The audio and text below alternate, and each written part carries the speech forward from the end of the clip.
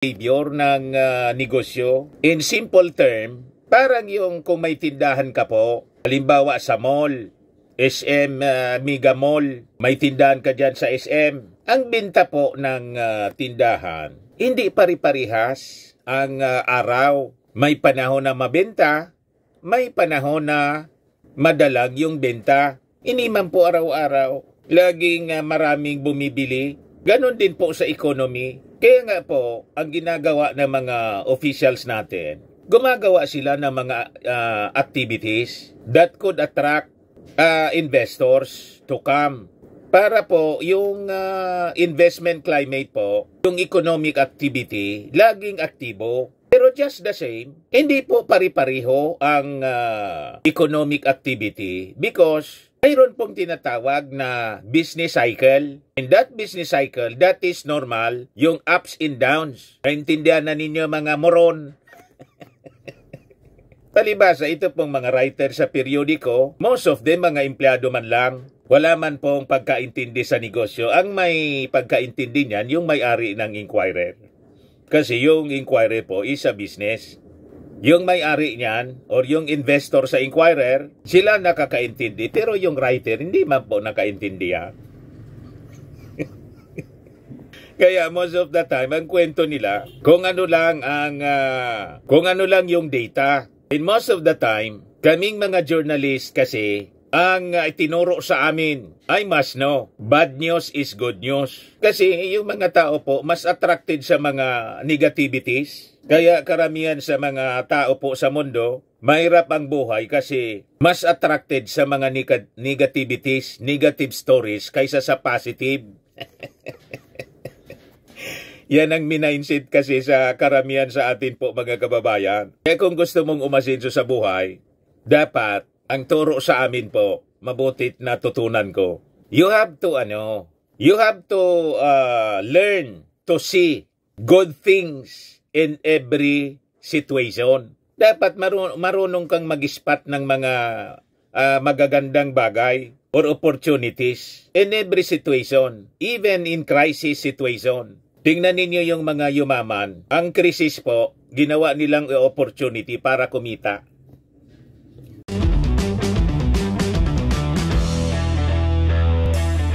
Ito naman po yung bago naming product na binibenta online. iGlow Serum, whitening po siya. Tingnan ninyo yung epekto sa aking anak na architect before and now. Yung mga inquiries po ninyo, dumiretso na lang kayo sa kanyang Facebook account, Riz Maravillas. Ito yung balita ngayon mga kababayan. Sabi dito, Philippine economic growth fell short of 2024 target market expectations. Ano niya dyan, Mr. Maravillas, ang maganda, di ba pahiya na naman kayo? Kaya nga pag-usapan po natin ito. Kasi nang mabasa natin yung balita ngayon, kinuyog agad ng mga buzzers. Ang daming mga reactions po kaagad dahil sa balitang ito na lumabas sa Philippine Daily Inquirer. Sabi ng mga critics po, yung mga DDS man lang po, kasi yung mga dilawan, kayo ni team na ngayon ng ating Pangulo. Ang matinding critics mga kababayan, yung mga DDS, kasi ang intensyon nila, i-take over ang gobyerno, iluklok si Sara. Siraan ng ating Pangulong Bongbong, kaya every opportunity, mga kababayan na pwede nilang siraan yung ating Pangulo, talagang ginagawa nila. Gatong dito, gatong doon. Di ano niya, Mr. Maravillas, talaga naman na hindi nakuha yung target sa economic growth ng ating bansa. Yung reaction ng mga critics, kasi anya, ano yung asahan natin? Bangag yung Pangulo. Laging ganun po kasi hindi ninyo maintindihan ang behavior ng economy. Wala man kasi kayong background. You have to understand the behavior of the economy ng ating bansa at ng buong mundo. Ang tinatawag na ups and downs, mga kababayan, sa economy is just part of a business cycle. That is normal. Kahit sa bansa, kahit na yung ninyo, yung hinahangaan ninyong bansa, ng mga DDS yung China, talo pa nga natin yung China sa economic growth ngayon. Philippines gross domestic product GDP gross in the third quarter of the year is ahead of Indonesia 5.0%, China 4.6%, and Singapore 4.1%. For the first 3 quarters of 2024, the country's gross also exceeded that of Indonesia 5.0%, China 4.9%, and Singapore 3.3%. 5.2 tayo po, 5.2%. Philippine economy continues to expand by 5.2% in the third quarter of 2024. O sino ngayon ang mas bangag? Kung ang pagbabasihan natin yung pag-expand ng economy. Kasi ang akusasyon ninyo sa ating Pangulo, nag-slow down yung economy natin kasi yung presidente bangag. Mas bangag yung China. Diba? And you have to understand, mga kababayan, itong mga critics ng ating Pangulo, ang ups and down po ng economy is a natural business cycle. That is normal. Parang rhythm po. Ang rhythm, di ba? Gumaganon ang rhythm. Tumataas, bumababa. Life is a rhythm. That is normal. Ang negosyo, ganon din. Tulad ng ating buhay, it is a rhythm. May business cycle na tinatawag. Yan napakalinaw. The ups and downs of economic growth are referred to as the business cycle, which describes the recurring periods of expansion or growth in contraction or decline that an economy experiences over time, with key phases including peak, trough, recovery, and contraction. Essentially, the economy goes through periods of booming growth followed by periods of slowdown or recession. Ganun po ang normal behavior ng negosyo. In simple term, parang yung kung may tindahan ka po, halimbawa sa mall, SM Mega Mall, may tindahan ka dyan sa SM. Ang binta po ng tindahan, hindi pari-parihas ang araw. May panahon na mabenta, may panahon na madalag yung benta. Hindi man po araw-araw. Laging maraming bumibili. Ganon din po sa economy. Kaya nga po, ang ginagawa ng mga officials natin, gumagawa sila ng mga activities that could attract investors to come. Para po yung investment climate po, yung economic activity, laging aktibo. Pero just the same, hindi po pari-pariho ang economic activity because mayroon pong tinatawag na business cycle. In that business cycle, that is normal, yung ups and downs. Naintindihan na ninyo mga moron. Palibasa, ito pong mga writer sa periodiko, most of them mga empleyado man lang. Wala man pong pagkaintindi sa negosyo. Ang may pagkaintindi niyan, yung may-ari ng Inquirer. Kasi yung Inquirer po is a business. Yung may-ari niyan or yung investor sa Inquirer, sila nakakaintindi. Pero yung writer, hindi man po nakaintindihan. Kaya most of the time, ang kwento nila, kung ano lang yung data. And most of the time, kaming mga journalist kasi, ang itinuro sa amin ay must know. Bad news is good news. Kasi yung mga tao po mas attracted sa mga negativities. Kaya karamihan sa mga tao po sa mundo, mahirap ang buhay kasi mas attracted sa mga negativities, negative stories kaysa sa positive. Yan ang mindset kasi sa karamihan sa atin po mga kababayan. Kaya kung gusto mong umasenso sa buhay, dapat ang turo sa amin po, mabutit na tutunan ko. You have to learn to see good things in every situation. Dapat marunong kang mag-spot ng mga magagandang bagay or opportunities in every situation, even in crisis situation. Tingnan ninyo yung mga yumaman. Ang krisis po, ginawa nilang opportunity para kumita. Yung mga negosyante, Pag may bagyo, may baha, hindi man po sila hindi man po sila mga kababayan natataranta because of that crisis situation na tinamaan ng bagyo at baha. Ang nakikita nila opportunity. Bakit? Sila yung magko-construct ng mga nasirang infrastructure. Sila yung magsusupply. Kikita sila ng bilyon-bilyon. Ganon dapat ang training natin. Yung mga walang training to see good things in every situation, even in crisis situation. Pag baha, pag bagyo po, sabi dito sa amin, siging agrangay. Sasabihin, "Hay, buhay." Kasi wala silang nakikita. Hindi trained yung kanilang isip to see good things in every situation or opportunities. Ganon itong mga critics, mga kababayan. Nang makita nila, mabasa nila yung balita sa Inquirer, kasi anya, bangag.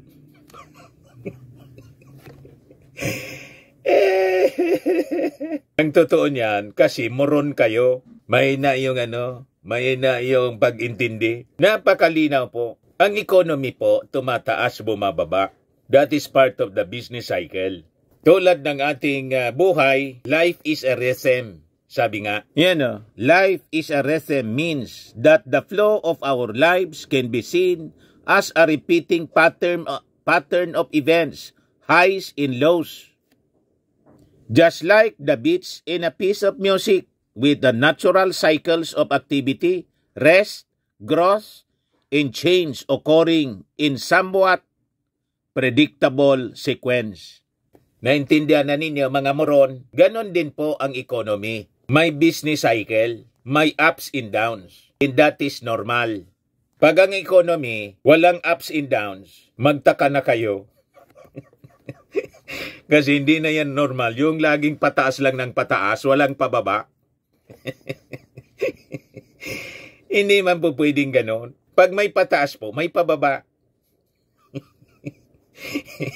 Naintindihan na ninyo, mga moron.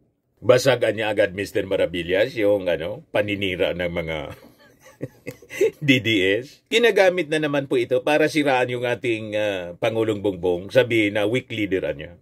Palibasa bangag. Kayo yung bangag kasi hindi kayo makaintindi. Ayan ba?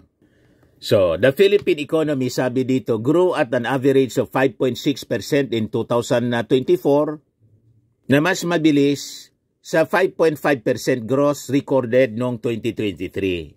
Very good. Pero sabi dito, the pace of expansion fell short of the Marcos administration's growth target of 6 to 6.5% for last year. Kaya yun po ang binibira nila. Kasi hindi naabot. Normal yun po.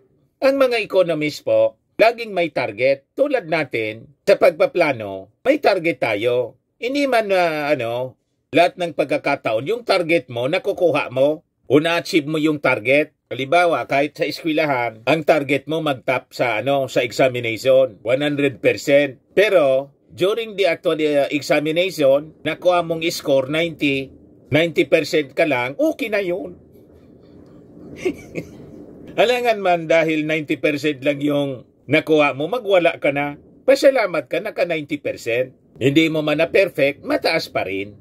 In like manner, dito sa situation ng ating economy, normal sa ating mga economists, ating gobyerno na may target siya. Kung mag-fell short doon sa target, hindi nangangailangan na masama na yung policy. Importante, nag-grow pa rin yung economy. And yung growth ng ating economy, kung titingnan mo, mas maganda pa kaysa sa ating mga Asian neighbors.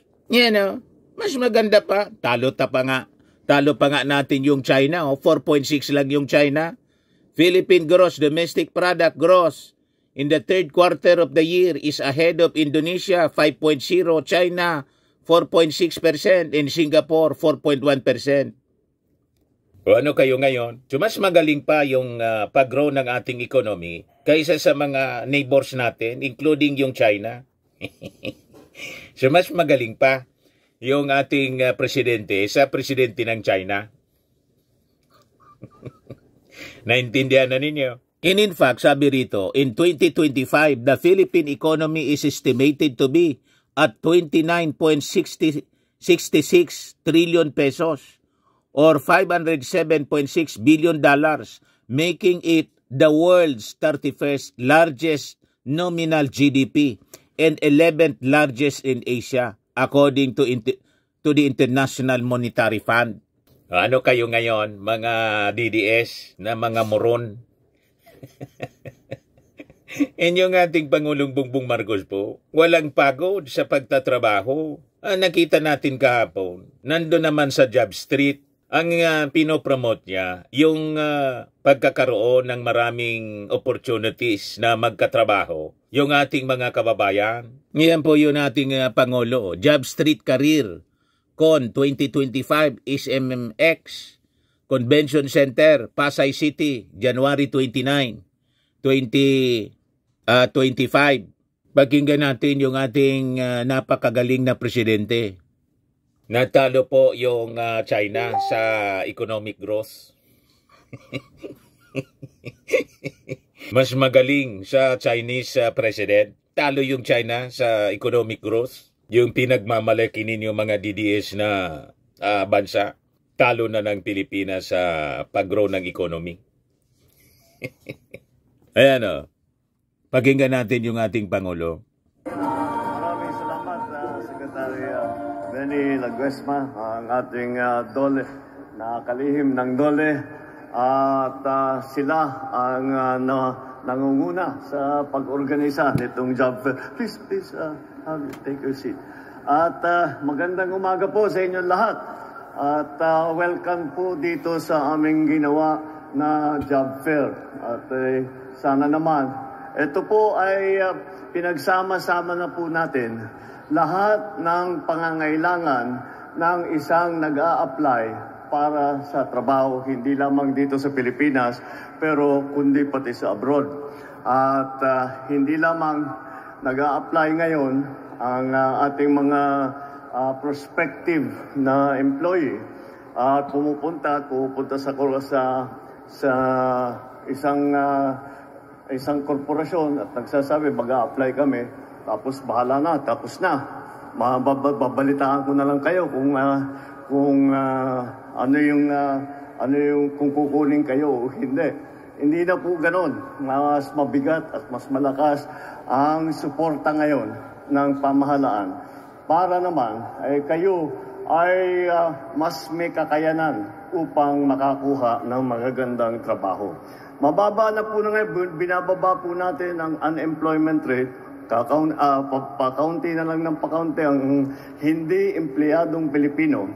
Ngunit, hindi pa kami tapos doon. Ay kailangan kung ano man ang hawak nilang trabaho, dapat yung tinatawag na quality job na may potential na ma-promote, na maging mas maganda, o kung sakali man ay magtatayo ng sariling negosyo na tinutulungan naman natin at tutulungan po natin upang makapag-expand, upang kuminsan yung iba na magsisimula. Napakahalaga po ng ang kooperasyon ng mga sa private sector, mga negosyante po, mga korporasyon. Andito po si Ma'am Tessie Coson, siya ay mula sa simula, lagi siyang nandyan. At binuksan niya sa SM, ng mga mall, nagbukas sila ng mga job fair na ganito at naging napaka-successful. Kaya't naman, pinagsama-sama natin lahat ng mga iba't ibang sektor upang matiyak na handa ang ating mga prospective employees na makapagtrabaho. Halimbawa, yung ating ginagawa ngayon, dati, kagaya ng aking nasabi, mag-a-apply, bahala na kung titignan natin kung makuha o hindi. Ngayon, kasi nagbabago po ang labor market, hindi na kagaya ng dati. At iba na ang pangangailangan ng mga negosyo, ng mga korporasyon. Ibang klase ng mga workers ang kanilang hinahanap. Kaya't naging mahalaga yung tinatawag po na reskilling, na binibigyan po natin ng bagong kakayahan o upskilling, pinapagaling pa natin doon sa kanilang ginagawa na. Kaya ngayon kapag sinabi ng ina-applyan ninyo, sasabihin, kailangan marunong kayo sa ganito, kailangan marunong kayo sa ganyan. Kung mapakita ninyo na kaya ninyo yung mga skill set na yun, yung mga nakapag-training kayo doon sa mga gagamitin ng makinarya, doon sa sistema sa opisina, kailangan ma-training. Kaya naman, nandyan po ang TESDA. Sasaluhin po ng TESDA at magbibigay ng libre na training para makapag-qualify yung ating mga aplikante sa kanilang hinahanap na trabaho. Kaya sa ngayon, sa araw na ito, ang pagkasabi sa akin, ang nakapag-register 18,000 sa ngayong araw. Sana naman yung karamihan dyan ay makahanap ng trabaho. Kaya ito po ay parang pilot project din po ito dahil nakita namin nung ginagawa namin kasama nga ng SM, napaka-successful. So sabi namin, subukan natin na dalasan. Kaya ito medyo pilot project ito. Kung maganda ang maging resulta, ang plano talaga namin ay gagawa kami ng ganito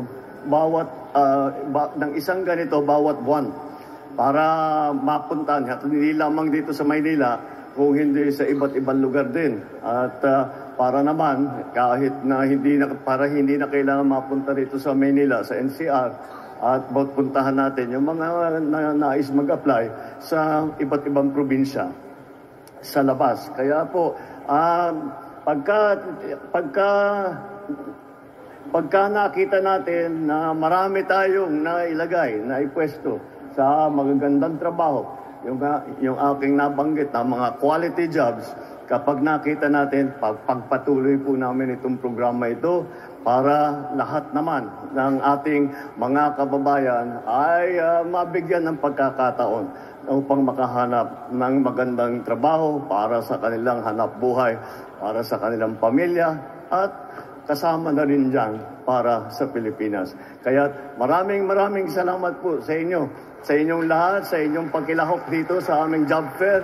At good luck sa inyo na makahanap ng magandang trabaho dito sa job fair namin. Magandang umaga at maraming salamat sa inyo lang. Di ba, mga kababayan? Yan ang mga ginagawa ng ating Pangulong Bongbong para makatulong sa mga walang trabaho. At sabi ng ating Pangulo, pakunti na lang yung mga kababayan natin na walang trabaho. So yung unemployment and underemployment, pakunti.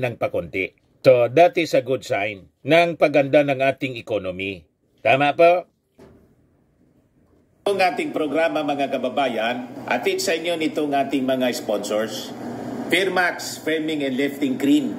Pinapay po sa mga pulses in affected area. Mainam po ito sa mga pains at paninigas ng mga kaso-kasuan. Ito sa mukha naman yung application, anti-aging, Automax po siya. Ito ay Glow Zero, mga kababayan. Whitening po siya. Made in South Korea. Ito naman po, Nengxia Red Mix Fruit Drink.